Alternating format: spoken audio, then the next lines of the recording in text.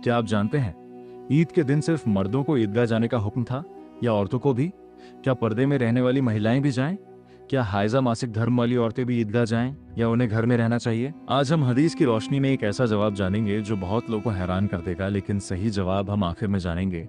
आपसे गुजारिश है, वीडियो में लास्ट तक बने रहें। इस्लाम और औरतों का मकाम। सबसे पहले ये समझ लीजिए, इस्लाम ने औरतों को इबादत से कभी नहीं रोका, बल्कि अल्लाह ताला फरमाता है, बेशक मुसलमान मर्द और मुसलमान औरतें, मोमिन मर्द और मोमिन औरतें, अल्लाह ने इन सब के लिए मगफिरत और बड़ा अजर तैयार किया है। सूरह अल-अहज़ाब सूरह 33 आयत 35। यह आयत साफ बताती है कि नेकी और अजर के मामले में औरतें बराबर की हिस्सेदार हैं।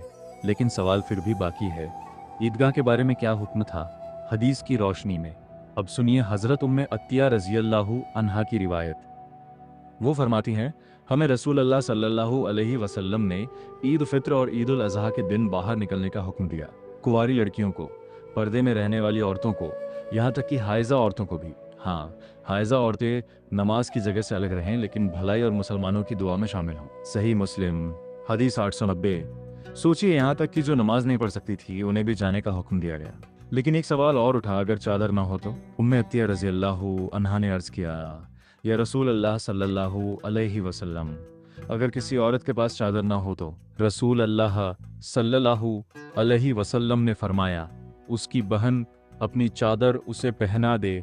सही बुखारी हदीस 324। यानी इतनी ताकीद की गई कि कोई औरत इस बरकत से महरूम न रहे। एक और मजबूत रिवायत, हजरत उम्मे अतिया रज़ियल्लाहु अन्हा फरमाती हैं, हमें हुक्म दिया गया था कि हम जवान और पर्दानशीन औरतों को ईदगाह के लिए बाहर निकालें।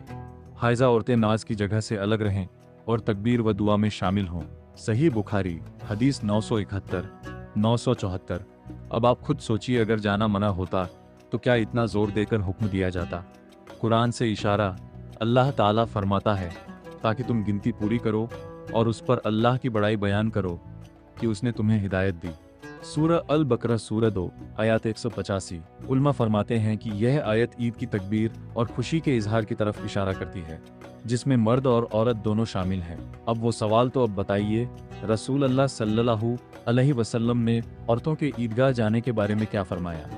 ए, जाने का हुक्म दिया। बी, मना फरमाया। सी, खामोशी इख्तियार की।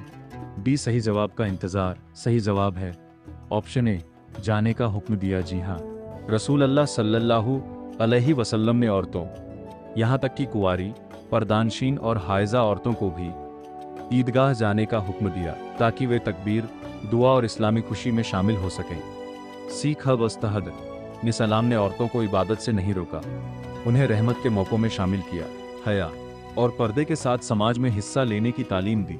ईद सिर्फ मर्दों की खुशी नहीं, ये पूरी उम्मत की इबादत, शुक्र और अल्लाह की रहमत का दिन है। इस्लाम ने औरत को घर की चारदीवारी में कैद नहीं किया, बल्कि उसे हया और पर्दे के साथ समाज में शरीक होने का हक दिया। कुरान की गवाही, अल्लाह ताला फरमाता है, मोमिन मर्द और मोमिन औरतें एक दूसरे के मददगार हैं। वे भलाई का हुक्म देते हैं और बुराई से रोकते हैं। सूरह अत-तौबा सूरह 9 आयत 71। यह आयत बताती है कि दीन की सामूहिक जिम्मेदारी में औरतें भी बराबर की शरीक हैं। एक अहम हदीस, मस्जिद जाने से मत रोको।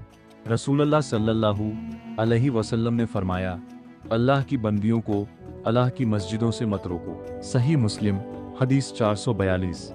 जब रोज़मर्रा की नमाज के लिए मना नहीं किया गया, तो फिर ईद जैसी बड़ी इबादत और खुशी के दिन कैसे रोका जा सकता है? लेकिन साथ में एहतियात भी। रसूल अल्लाह सल्लल्लाहु अलैहि वसल्लम ने यह भी तालीम दी कि पर्दे का एहतिमाम हो, खुशबू लगाकर न निकलें।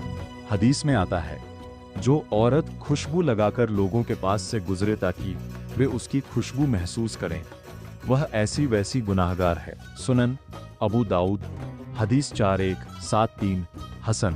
इससे मालूम हुआ कि इजाज़त है, लेकिन शरई हदूद के साथ। गहरी सोचने वाली बात। सोचिए, अगर इस्लाम औरतों को ईदगाह जाने से रोकना चाहता तो क्या रसूल अल्लाह सल्लल्लाहु अलैहि वसल्लम खुद हुक्म देते? यह हुक्म सिर्फ इजाज़त नहीं था, बल्कि ताकीद थी कि कोई भी औरत रहमत से महरूम न रहे। ईद के मैदान में जब तकबीर की आवाज़ गूंजती है, तो वह सिर्फ मर्दों की नहीं होती, बल्कि पर्दे में खड़ी मोमिन औरतों की आवाज़ भी उसमें शामिल होती है। यही है इस्लाम का इंसाफ, यही है रहमत, यही है संतुलन। प्लीज़ सब्सक्राइब करें और अपने दोस्तों में शेयर करना ना भूलें।